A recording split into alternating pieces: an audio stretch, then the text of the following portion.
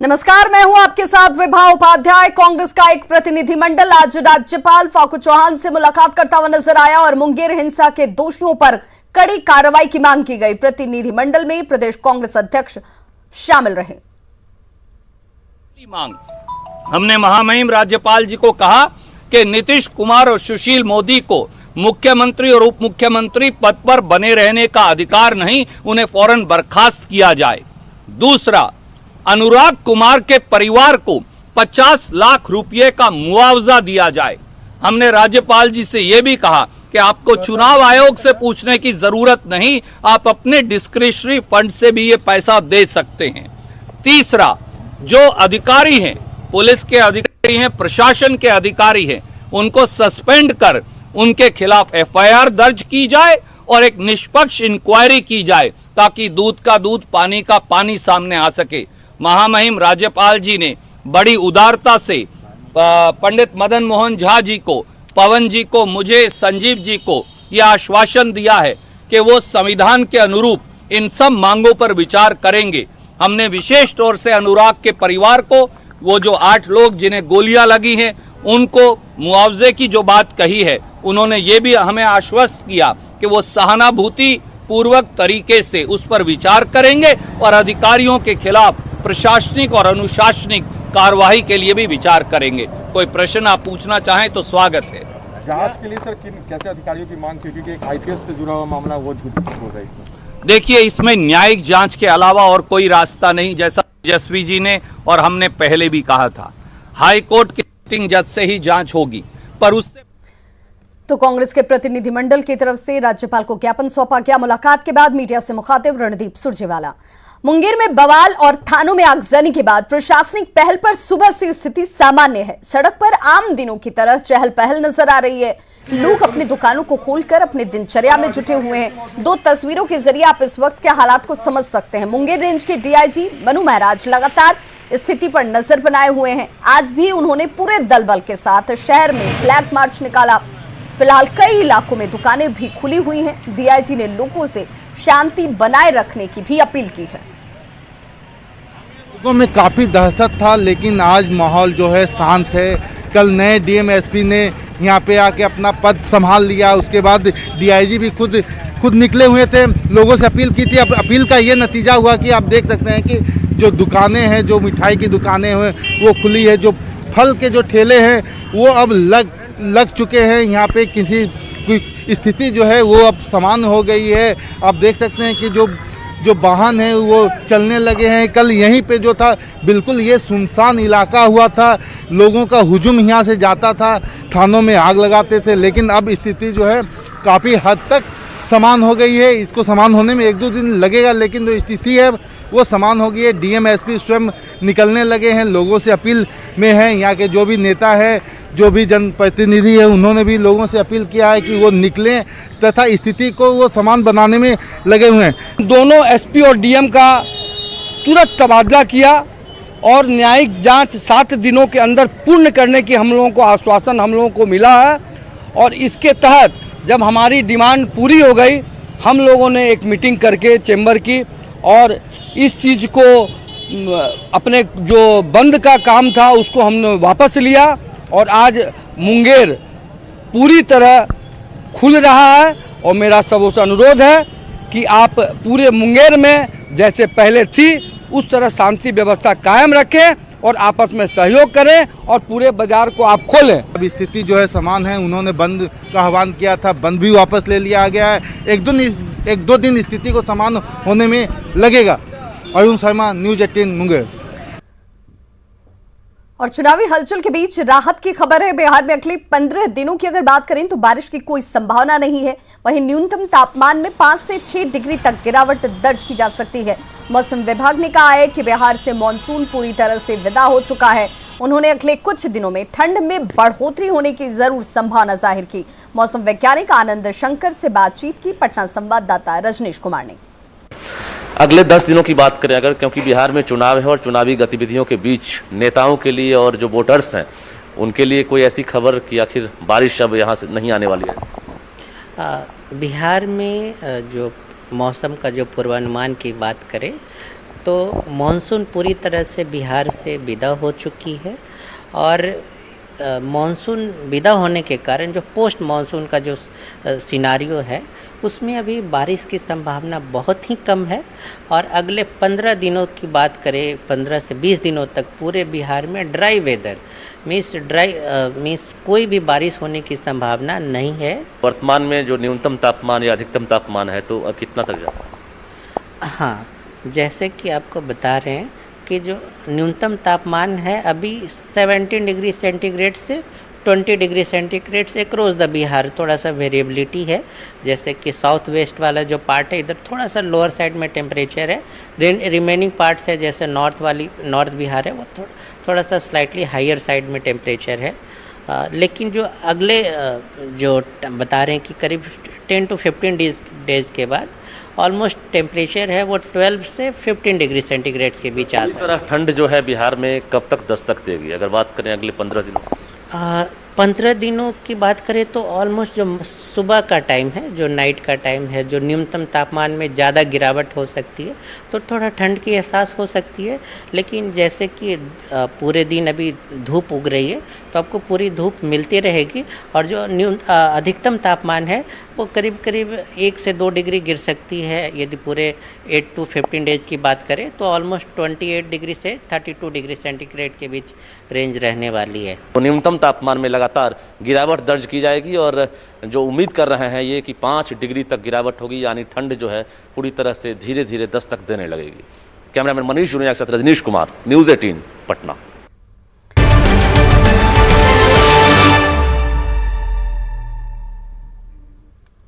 Break के बाद एक बार फिर से आप सभी का बहुत स्वागत है और अब झारखंड की 20 बड़ी खबरें देखते हैं।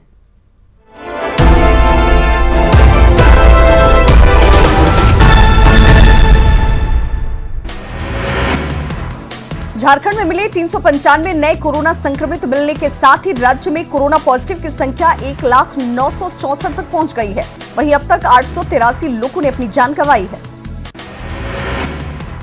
कोडरमा में अभ्रक के अवैध उत्खनन पर रोक के बावजूद धड़ल्ले से अवैध कारोबार जारी है। डोमचांच पुलिस ने 20 टन अवैध अभ्रक के साथ एक ट्रक को भी जब्त किया।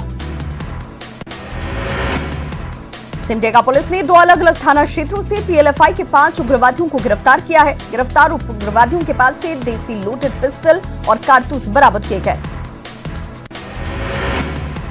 चाईबासा के पोड़ाहाट जंगल में सुरक्षा बलों ने रास्ते में लगाए 8 शक्तिशाली केन बम को बरामद कर डिफ्यूज कर दिया। बरामद सभी बम 6-6 किलो के थे। पलामू पुलिस ने मेदिनी नगर से हेरोइन, गांजा और देसी शराब के साथ 3 लोगों को गिरफ्तार किया। इनमें से एक महिला भी शामिल है। रांची के खेलगांव थाना क्षेत्र में बीटी की एक छात्रा की संदिग्ध परिस्थितियों में आग से जलकर मौत हो गई। पुलिस और एफएसएल की टीम इस पूरे मामले की जांच में जुटी हुई है। अविनाश कुमार ने चतरा के 20वें एसडीपीओ के रूप में पदभार संभाल लिया है। उन्होंने इंटर स्टेट क्राइम रोकने, महिला हिंसा पर लगाम और नक्सलियों के खिलाफ अभियान को अपनी प्राथमिकता बताया। खूंटी में डायन बिसाही के आरोप में एक ही परिवार के 3 लोगों की हत्या के बाद परिजनों में दहशत का माहौल है और परिजन घर छोड़कर भाग गए हैं। गुमला के घाघरा थाना क्षेत्र में 4 दिन पहले भाई बहन की हत्या के मामले में पुलिस के हाथ अब तक कोई सुराग नहीं लगा। रांची के डीआईजी ने गुमला एसपी को कई स्तर पर जांच के निर्देश दिए हैं। जमशेदपुर के बिष्टुपुर में स्लैब स्पीकर्स संस्था के लोगों ने अवैध स्लैग लदी 13 बड़ी गाड़ियों को पकड़कर पुलिस के हवाले कर दिया। रोक के बाद भी चोरी छिपे एक निजी ट्रांसपोर्ट को स्लैग दिया जा रहा था। 3 नवंबर को दुमका विधानसभा उपचुनाव के लिए बीजेपी पूरी ताकत से चुनावी अभियान में जुटी हुई है। प्रदेश अध्यक्ष दीपक प्रकाश और प्रत्याशी लुइस मरांडी ने जनसंपर्क अभियान चलाकर बीजेपी को वोट देने की अपील की। छऊ नृत्य कला के पुरोधा गुरु श्यामाचरण पति का निधन से सरायकेले में शोक की लहर फैल गई है। पद्मश्री के निधन के बाद नृत्य कला केंद्र में 3 दिनों तक सांस्कृतिक कार्यक्रमों पर रोक लगाई गई है। बिरसा मुंडा के जन्मस्थली उलिहातू में पेयजल और सिंचाई की समस्या जल्द दूर होगी। जिला प्रशासन ने इंफ्राटेक सर्विस कंपनी के साथ करार किया है। करार के तहत 100 गांव में पानी पहुंचाई जाएगी। घाटशिला के चाकुलिया प्रखंड के डुमरू सबर बस्ती में सबर जनजाति के परिवारों की हालत बेहद खराब है। घर नहीं रहने से बस्ती के 30 परिवार खुले आसमान के नीचे रहने को मजबूर हैं। सिमडेगा में पिछले 14 सालों से एक मां अपने बेटे की राह ताक रही है। 14 साल पहले महिला का बेटा स्कूल जाने के लिए घर से निकला था और तब से वो लापता है। मां हर दिन बेटे का इंतजार करती है। कोडरमा के झुमरी तलैया में रहने वाले एक मुस्लिम परिवार ने भाईचारे और सौहार्द की मिसाल पेश की। मुस्लिम परिवार ने मंदिर के रास्ते के लिए जमीन का दान किया है। जमशेदपुर के गोलमुरी में एनटीटीएफ के छात्रों ने 3D प्रिंटर का निर्माण किया है। छात्रों के मुताबिक प्रिंटर की कीमत बाजार में मौजूद दूसरे प्रिंटरों से काफी कम है। सरायकेला सदर थाना क्षेत्र में एक बेकाबू कार पेड़ से जाकर टकरा गई, जिसमें एक युवक की मौके पर ही मौत हो गई, जबकि दूसरा शख्स घायल हो गया। लोहरदगा का टीकाकरण भवन रखरखाव के अभाव में पूरी तरह से जर्जर हो चुका है। भवन की छतें पूरी तरह से टूट चुकी हैं, जिससे लोग खौफजदा हैं। गुमला जिला के पुलिस लाइन में झारखंड की संस्कृति को बढ़ावा देने के लिए सांस्कृतिक कार्यक्रम का आयोजन किया गया। इसमें स्थानीय कलाकारों ने अपनी कला का प्रदर्शन किया। और चलिए आपको सीधे लिए चलते हैं मुख्यमंत्री नीतीश कुमार की सभा में। आज ये उनकी तीसरी सभा सीतामढ़ी के बेलसंड में ये सभा इस वक्त चलती हुई, जहां जगन्नाथ सिंह कॉलेज मैदान में जेडीयू प्रत्याशी सुनीता सिंह चौहान के पक्ष में लोगों से वोट अपील की जा रही है। Praveen Jha ji, Saket Kumar ji, Neeraj Kumar Singh ji, doctor GK Jha ji, Ravi ji, Umashankar Pandey ji, VIP party के नेता श्री जयमंगल चौधरी जी, जनता दल यू के नेतागण सर्वश्री नीरज कुमार सिंह जी, उमेश कुशवाहा जी, केदार सहनी जी, राम सकल दास जी, नीलेश कुमार सिंह जी, छोटू सिंह जी, अशोक कुमार चुलबुल सिंह जी, श्रीमती किरण गुप्ता जी, श्री मनीष कुमार सिंह जी, डॉक्टर रंजीत सिंह जी, कैप्टन कौशलेंद्र सिंह उर्फ चुनचुन सिंह जी, श्री परमहंस जी, संजय ठाकुर जी और एनडीए गठबंधन के सभी घटक दलों के सम्मानित नेतागण, मेरे प्रिय साथियों, प्रिंट एवं इलेक्ट्रॉनिक मीडिया से जुड़े पत्रकार मित्रों, छायाकार बंधुओं और इस सभा में उपस्थित बहनों एवं भाइयों, धूप को बर्दाश्त करते हुए आप सब इस चुनावी सभा में उपस्थित हैं। इसके लिए मैं आप सब लोगों को हृदय से धन्यवाद देता हूं और आपका इस कार्यक्रम में हार्दिक अभिनंदन करता हूं। हमारा तो संबंध पुराना है और सीतामढ़ी तो ऐतिहासिक भूमि है। हम तो अनेकों बार अपने विभिन्न कार्यक्रमों में, विभिन्न यात्राओं में यहां आते रहे हैं, तो आज तो इस चुनावी सभा में आपके बीच आने का मौका मिला है। सबसे पहले मैं इस ऐतिहासिक भूमि का नमन करता हूं और आपके बीच तो हम सिर्फ आपसे यही विनती करने आए हैं, अनुरोध करने आए हैं कि हम लोगों के सुयोग्य उम्मीदवार श्रीमती सुनीता सिंह चौहान जी को भारी मतों से विजयी बनाइए और 3 तारीख को वोट पड़ेगा। उस दिन तीर छाप के बगल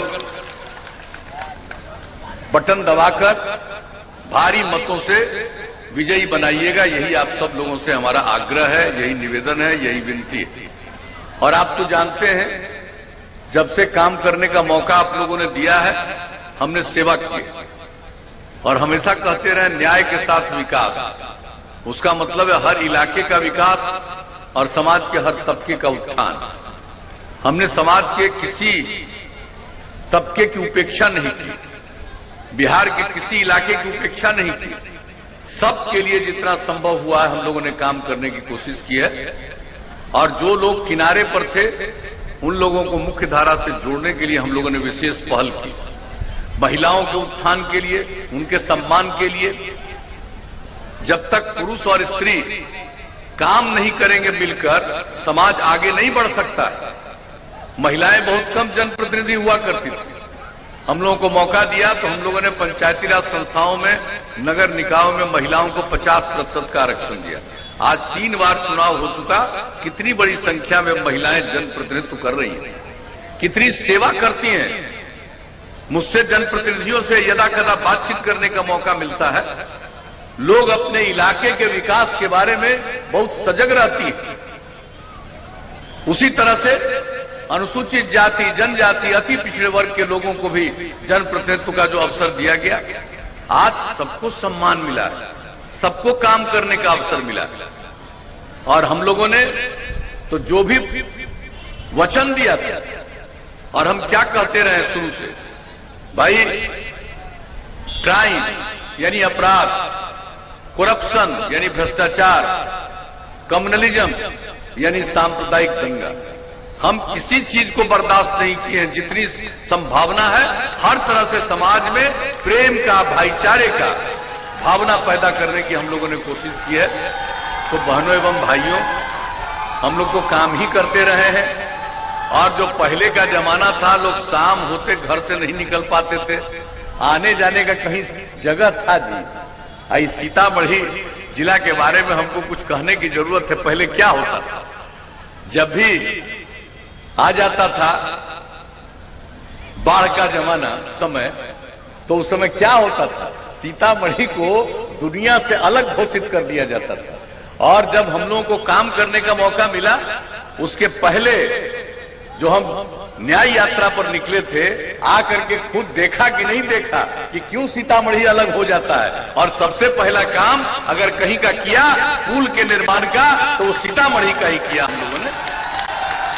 तो हम तो किए सब जगह का काम, लेकिन हर तरह से सेवा और अपराध पर नियंत्रण। हर साल केंद्र सरकार के द्वारा अपराध के आंकड़े प्रकाशित होते हैं राष्ट्रीय अपराध अभिलेख ब्यूरो के द्वारा।